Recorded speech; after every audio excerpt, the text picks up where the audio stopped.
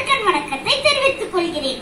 தற்கால இலக்கியத்தின் முன்னோடி, தேசிய கவி, மக்கள் கவிஞர், சிந்துக்கு தந்தை, அமரக்கவி என்ற சிறப்பு பெயர்களால் அழைக்கப்பட்ட பாரதியார் பற்றியே இன்றைய நாளில் பேசப் போகிறேன்.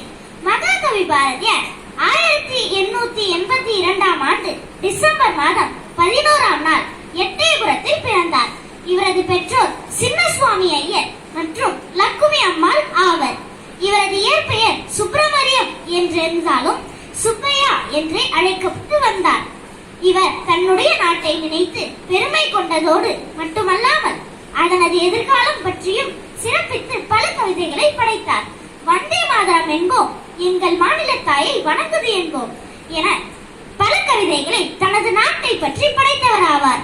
பாரதியார் ஆங்கிலம், சமஸ்கிருதம், தெலுங்கு, இந்தி என பல மொழிகளை கற்று தேர்ந்தவராக காணப்பட்டார்.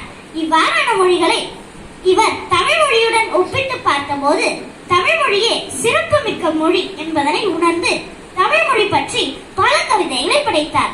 சொல்லில் உயர்வு தமிழ் சொல்லே, அதை தொழுது படித்தடிவி பாப்பா என்ற கவிதையினூடாக தமிழின் பெருமையை உலகறிய செய்தவராக பாரதியார் காணப்படுகிறார்.